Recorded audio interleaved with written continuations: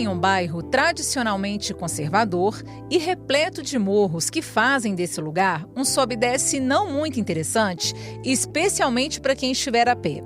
Agora, imagine que esse bairro seja vizinho a outros que, assim como ele, estão próximos ao centro da cidade.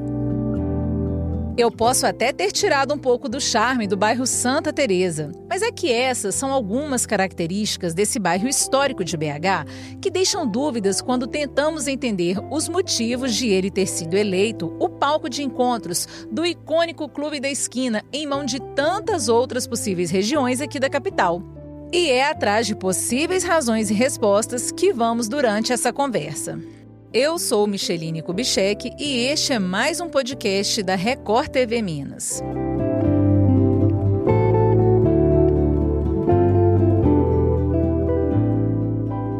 Quando os jovens Lô, Milton, Marilton e Márcio escolhem a esquina das ruas Paraisópolis com Divinópolis como ponto para as reuniões do que se tornaria informalmente o Clube da Esquina lá pelos anos 60, o Santa Teresa já estava bem desenvolvido aqui na capital, com mais de 60 anos também de existência. Isso porque o Santé, como é chamado carinhosamente em BH, foi fundado praticamente com a cidade, que nasceu em 1897 e teve como primeiros moradores imigrantes que trouxeram ares mais tradicionais e também uma cultura bem difundida. Noite chegou outra vez. Eu conversei com o historiador Bruno Viveiros, que faz pra gente um apanhado bem interessante dessas origens. Belo Horizonte ela foi construída no final do século XIX, inaugurada em 1897. E a nova capital de Minas Gerais, ela foi pensada e projetada para colocar o Estado na modernidade republicana, que havia sido proclamada em 1889. Então, a ideia era de uma cidade positivista, moderna, higienista, excludente, porque ela vai seguir os preceitos do pensamento republicano da época. Isso significa, na prática, a destruição completa do antigo arraial do Curral del Rei. Então, a antiga capital de Minas era Ouro Preto, essa nova capital ela é construída e o Curral del Rei é completamente arrasado. Os antigos curralenses são expulsos do local e vão buscar outros lugares para que essa cidade fosse construída segundo esses preceitos. Então, a Avenida do Contorno ela é essa fronteira entre o moderno e o arcaico, entre aqueles que têm direitos e aqueles que vão ser expulsos de suas casas. O antigo arraial, ele era um entreposto comercial entre o norte das Minas e Ouro Preto.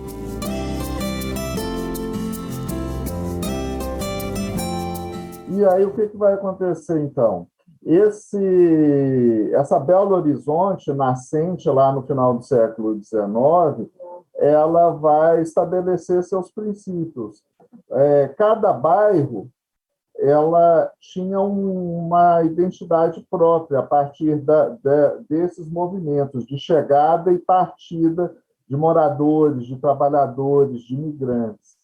A região oeste, que contempla hoje os bairros como Santa Teresa, Floresta e Santa Efigênia, foi pensada como uma colônia agrícola responsável por abastecer a nova capital. Então, você tem um movimento aí de ex-curralenses que vão morar naquela região, assim como no Calafate, na Lagoinha, no Barro Preto. Os trabalhadores que chegam para trabalhar, imigrantes de todos os lugares, da Itália, por exemplo, vão também buscar essa região. E também os vários moradores do Estado que vão pensar e ver a nova capital como uma oportunidade de uma nova vida. Então, o que vai acontecer? E você tem ali imigrantes, você tem trabalhadores rurais, você tem os operários que construíram a cidade. É um lugar muito diverso. E também boêmio, porque essa população, naquele momento, qual que era a única alternativa de lazer para essas pessoas? É sentar na porta de suas casas para conversar com os vizinhos, são os bares, os cafés. Noel Rosa, que vai vir para a capital para tratar de uma doença respiratória, os blocos carnavalescos, os bondes que vão fazer a rota entre a floresta, Santa Teresa e a cidade, e o centro da cidade. Então, Santa Teresa, ela nasce com esse aspecto diverso, plural, e essa tradição boêmia que a gente conhece hoje, ela vai ser construída ao longo do século. O tempo foi passando e o Santa Teresa crescendo, ganhando aquela cara de ponto de encontro e de centro cultural, mesmo sendo também um local formado, em sua essência, por gente mais conservadora. Parece até paradoxo pensar que havia no mesmo espaço o comportamento mais encaixotado desse tradicionalismo com a fome de cultura e o frescor da juventude que também eram vistos por ali. E o Bruno também comentou sobre esse aspecto. Muito interessante, essas transformações urbanas que vão trazer para a cidade esses espaços de sociabilidade. Então, por exemplo, eu citei o viaduto de Santa Teresa, que é construído nos anos 30. Então, além de ser um caminho, um corredor da cidade, ele é um espaço que mexe com a imaginação do Belo Horizontino, principalmente aquele que vai usar esse caminho para buscar os bares, as serestas, o chorinho, o carnaval de Santa Teresa, da Floresta, toda a poesia. A Praça Duque de Caxias, é uma das praças com maior significação para Belo Horizonte, em função dessa tradição. Então, o que a gente tem? Ela é construída nos anos 30, inaugurada nos anos 30. A partir dos anos 40, a gente já tem, 40, 50, a gente já tem o Cine Santa Teresa. Então, o cinema ele é uma das atrações culturais populares da cidade. A gente tem o Bolão, que é inaugurado nos anos 60, no início dos anos 60, e ele vai ser um dos grandes vamos dizer assim, locais dessa sociabilidade noturna. Mas existiam outros bares que vão fazer da Seresta a sua principal atração. A gente tem vários bares, não só na Praça Duque de Caxias, que vão trazer o músico da noite. Então, o Belo Horizontino é acostumado a ir em bares, preferencialmente, que tem música ao vivo. A gente tem o próprio quartel militar, que traz se por um lado traz essa ideia de hierarquia e de ordem, a gente sabe muito bem que a Belo Horizonte diurna pode ser a Belo Horizonte dos funcionários públicos, dos trabalhadores, dos estudantes. Mas quando cai a noite, todo mundo vai buscar ali esse convívio boêmio, esse convívio noturno, né? O cenário da rua, da praça, da esquina, são lugares dessa sociabilidade pública que vai se desenvolvendo ali. Então, se por um lado a gente tem essa família tradicional, a gente sabe que essa mesma família tradicional você tem aquilo que eu estava dizendo antes. Existe uma certa hipocrisia nesse sentido de que a tradicional família mineira é sempre ordeira, né? Se fosse tão ordeira assim, a gente não ia gastar tanto tempo de lazer nos nossos bares, né? A Belo Horizonte é conhecido como a cidade dos bares, a cidade das esquinas. Então, o bar é o lugar onde você vai encontrar, tem toda a questão dessa sociabilidade sempre suspeita, porque, por outro lado, a ordem ela se faz presente de diversas maneiras, mas existem formas de burlar a ordem, né? Quando a gente volta o olhar para o mundo daquela época, a gente se depara com fatos que marcaram a história durante as décadas de 1960 e 1970. A jornalista Elisa Peixoto vive há mais de 50 anos em BH. Ela acompanha e estuda o Clube da Esquina também há meio século, desde os anos 70. E nesse bate-papo que tivemos com ela, a Elisa deu detalhes para a gente de como as transformações que aconteciam lá fora refletiram aqui e também em como influenciaram no nascimento do Clube da Esquina. Eu acho que houve uma efervescência cultural no país. A criatividade aflorou mais, eu acho que porque tudo era muito proibido, então especialmente a juventude, ela passou a querer fazer as coisas e passou a gritar mais por liberdade. E isso foi também estimulado pelos artistas, que lutavam com muita dificuldade para mostrar a sua arte, né? Então, eles usavam de subterfúgios para poder mostrar o trabalho deles. E o trabalho era sempre um trabalho de protesto. Você pode olhar as letras das músicas daquela época, eram todas de protesto, porque a gente estava, além da ditadura aqui no Brasil, tinha a guerra do Vietnã, e isso aí motivou uma revolta geral no mundo, capitaneada, especialmente pelos Beatles, que tinham que começar, que apareceram, e depois especialmente por John Lennon, que falava muito em paz, né? E Santa Teresa estava no meio dessa loucura toda, né? Aí o que acontece? Foi quando começou o Marilton, conhece o Milton Nascimento, todo mundo já sabe dessa história contada pelo Marilton, que foi no edifício Levi, né, em que o Marilton saiu para trabalhar, me parece que ele trabalhava no Correio, e ele ouviu uma voz linda, maravilhosa na escada, ele desceu pela escada, e aí ele ouviu uma voz linda, maravilhosa, e trombou com o Milton, e falou para ele que encontrasse com ele, que fosse lá na casa dele, que tinha uma rapaziada lá que tocava violão e tal, porque na época a família Borges estava morando no edifício Levi, e a casa aqui em Santa Teresa era uma escola mantida pela mãe do Lô Borges, e do Marilton, e do Tela, mãe dos Borges, Dona Maricota. E então, quando o Marilton chegou do trabalho, o Milton estava lá na portaria do edifício Levi, esperando por ele. Você me chamou, eu vou, né? E aí foi que começou essa relação do Milton com os Borges.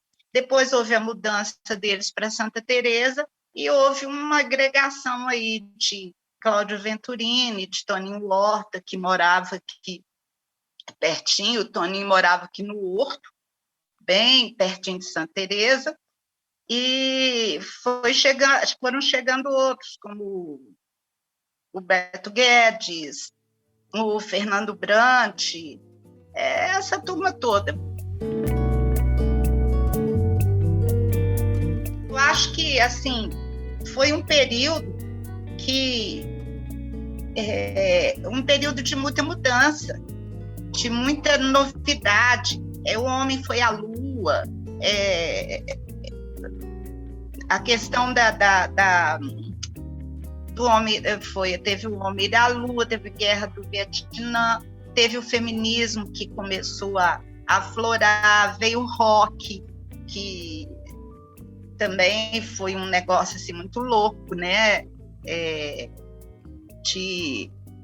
Era muito falado, aqueles movimentos pélvicos do Elvis Presley, né? Então, assim, tudo isso foi aflorando no cinema também. Teve o cinema no Brasil, o Cinema Novo, com Glauber Rocha, em que, assim, houve uma pegada assim, mais social no cinema nacional, igual o Pagador de Promessa, a questão do Deus e o Diabo na Terra do Sol, vários, né, filmes da época do cinema novo. Então, assim, foi um negócio muito louco. Apesar do mundo não estar tão globalizado, você vê, a calça jeans que apareceu na época, a gente comprava no Paraguai. Era comprada no Paraguai, aqui não tinha calça jeans. Quem tinha uma calça jeans era o rei da turma. Quem tinha uma guitarra era quem tinha um vinil dos Beatles, né? Era assim, o bambambam, porque essas coisas eram muito difíceis de encontrar aqui, né? Era tudo muito difícil. E outra coisa, o rádio tinha um papel muito importante nessa época. Cria do bairro Santa Teresa e um dos fundadores do Clube da Esquina, Lô Borges bateu um papo com a gente sobre essa época e relembrou o início dessa grande obra musical, quando ele recebeu o convite do Milton Nascimento para começar o que se tornaria essa parceria que deixou um legado. Uma das músicas dessa dobradinha, alguns anos depois, é uma homenagem justamente à Esquina, que, do ponto de vista cultural, pode ser considerada como uma das mais famosas aqui de BH, que é o cruzamento das ruas de Divinópolis com Paraisópolis. Eu tinha 18 anos de idade e a gente compôs, ele tinha 28, eu tinha 18, e nós fizemos a nossa primeira parceria chamada Clube da Esquina. Na esquina, fugindo. Aí no mesmo ano a gente fez a segunda parceria chamada Clube da Esquina 2. Clube da Esquina 2, ambas com letras do Márcio Borges. E aí nesse mesmo disco dele, de 1970, ele gravou uma música minha com letra do Fernando Brant e do Márcio Borges, chamada Paralena e McCartney. Vocês não sabem. E deu muito certo no disco dele, fez sucesso no disco dele. Aí ele me convidou para fazer um álbum para homenagear a Esquina, que era a esquina da casa da minha mãe, que eu ficava sentado tocando violão direto e reto com meus amigos de bairro. Não era nem a turma conhecida do Clube da Esquina, era amigos de pelada, de futebol, de festinha. E eu era um dos poucos, eu e meu irmão, um ano mais novo que eu que tocava violão, que animava as festinhas tocando violão, tocava muito Chico Buarque, Beatles. E na hora que acabava as festas, todo mundo ia embora, eu ficava sozinho compondo.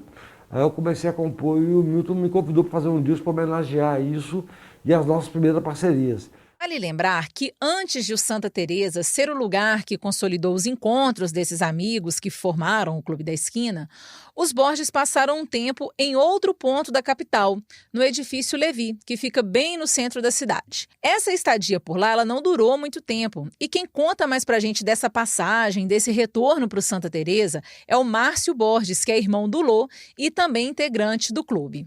A gente morava no edifício Levi.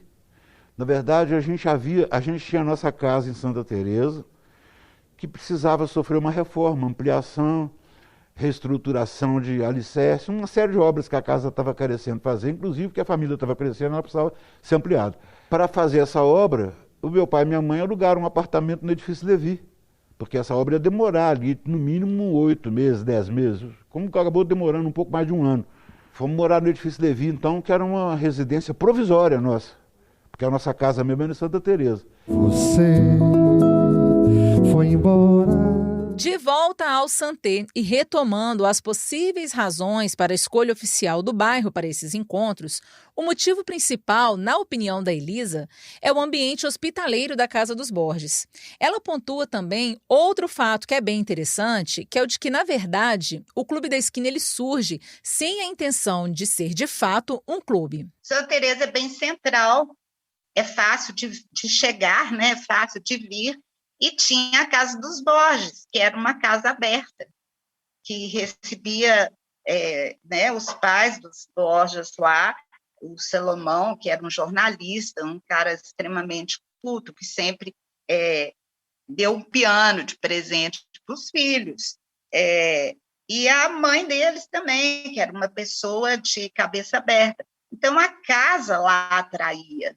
Então, era uma casa, pelo que a gente escuta contar, principalmente o Marilton, que é uma pessoa que eu sou mais ligada, que eu sou mais amiga dele, já fiz várias entrevistas, e o Telo, né, que também é dos mais novos, mas também eu sou mais ligada a ele, a gente de vez em quando bate uns papos, já fiz também matéria com ele, que eles contam isso. Lá eles comiam o dia inteiro, faziam música o dia inteiro, trançavam a gente o dia inteiro. E eles reuniam, às vezes, na esquina.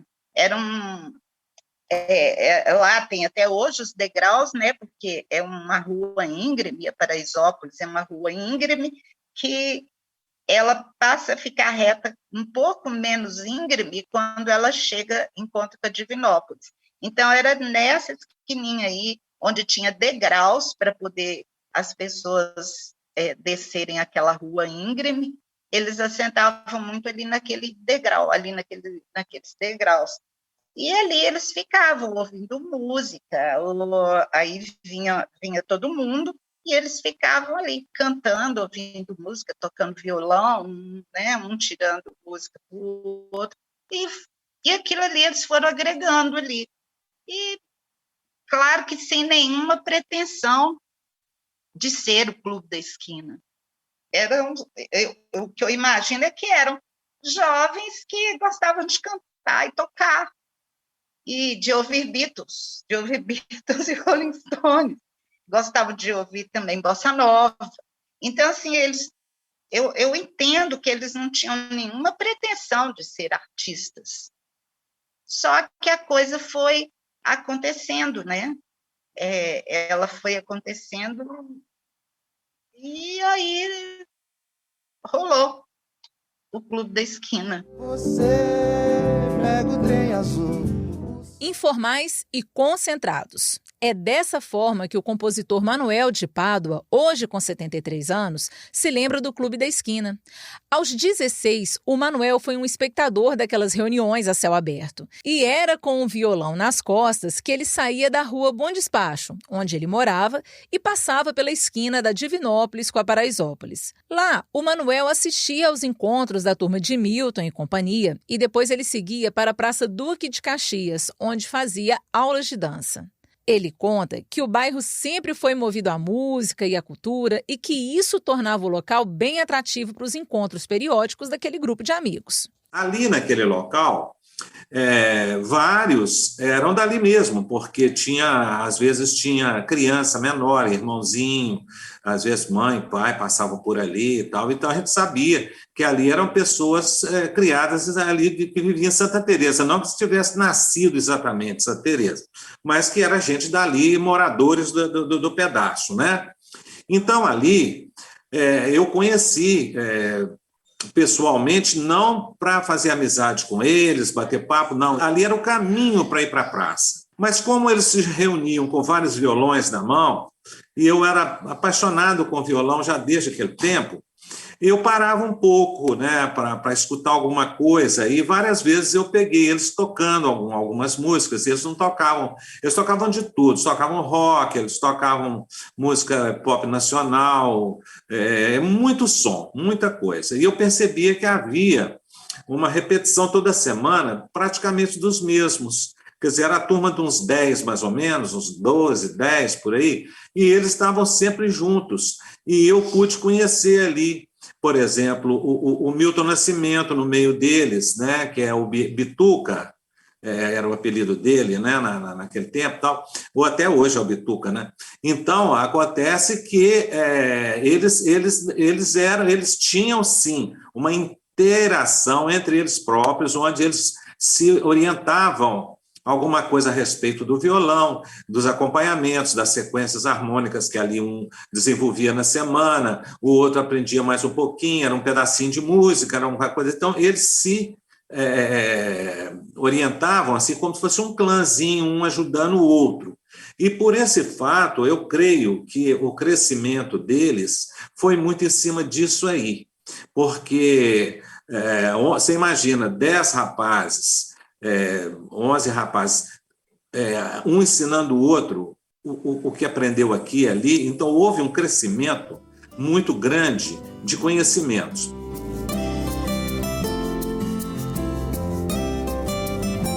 E a questão do nome de Clube da Esquina é porque era a esquina. Aquela esquina era onde eles se encontravam. A esquina é até gostosa, né? Você descer na rua Paraisópolis e descer na Divinópolis, aquele cruzamento é uma delícia, porque ali passa pouco carro, tem pouco barulho. Até hoje, lá é tranquilo, você quer descansar, você vai lá para a esquina do Clube da Esquina, né? E você dá uma descansada ali, porque não tem barulheira, não tem nada, é gostoso. Então, o violão depende muito de acústica, e ali foi o local assim, espetacular que eles escolheram para se reunir. O bairro de Santa Teresa sempre foi muito gostoso, não tem quem não ame o bairro de Santa Teresa, porque o bairro de Santa Teresa ele tinha tudo de bom, era assim, tinha constantemente horas dançantes, era um costume maravilhoso, né? Horas dançantes, em quase toda casa fazia no final de semana horas dançantes. Muitos casamentos, muitos amores, grandes amores surgiram em hora dançante, até o meu. O bairro de Santa Teresa sempre foi muito musical, não só de jovens como o do Clube da Esquina, mas como também de rock, outros cantores, outros artistas, surgiu muita gente. Santa Teresa é um celeiro de artistas. A verdade é essa. E Santa Teresa realmente não tinha como. Então, ninguém que morasse em Santa Teresa, vivesse em Santa Teresa, ia para outro lugar para tocar ou para cantar. Eu fiquei muito em Santa Teresa. Certo é que, para além do Clube da Esquina, o bairro Santa Teresa, hoje com mais de 15 mil habitantes, é historicamente berço da cultura mineira e é de onde já saíram grandes talentos nacionais, como a banda Skank, e também do rock mundial, como a banda de heavy metal Sepultura.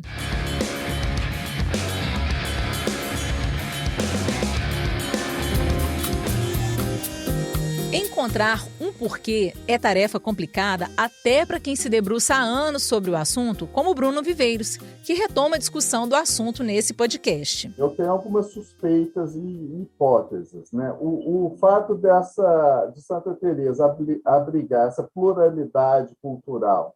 Então, são pessoas vindas dos mais diversos pontos do estado, cada uma trazendo a sua cultura. Então, o norte de Minas, Montes Claros, a gente pensa no sul de Minas, Juiz de Fora. Só para pensar, no caso, por exemplo, Beto Guedes vem de Montes Claros, ele é filho do Godofredo Guedes, grande celesteiro e chorão. Wagner Tiso e Milton Nascimento vêm de Três Pontas. Fernando Brant, ele nasce em Caldas, mas chega de Diamantina. O Tavinho Moura vem de Juiz de Fora. Eles se encontram no centro da cidade, mas eles também vão encontrar em Santa Teresa esse clima de diversidade, de pluralidade. Uma outra questão interessante são os bares, onde a gente vai ter a música ao vivo. E a gente sabe muito bem que é uma grande escola de qualquer músico você tocar na noite.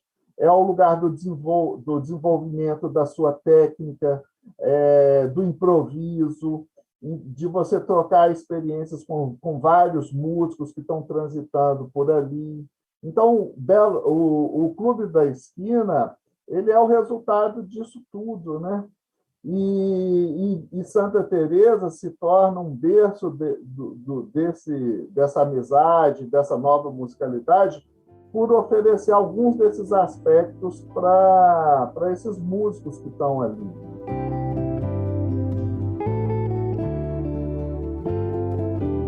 De repente, como diz Milton Nascimento na letra de Ao Que Vai Nascer, talvez a beleza da coisa seja as respostas não existirem, ou talvez a grande mágica seja cada um de nós darmos o próprio sentido a essa escolha de justamente o Santa Teresa ter sido escolhido para ser o lugar onde nasceu o Clube da Esquina. Este podcast teve produção de Micheline Kubitschek, com edição de Flávia Martins e Miguel. A edição de áudio é de Willer Caio. A direção de jornalismo é de Marco Nascimento.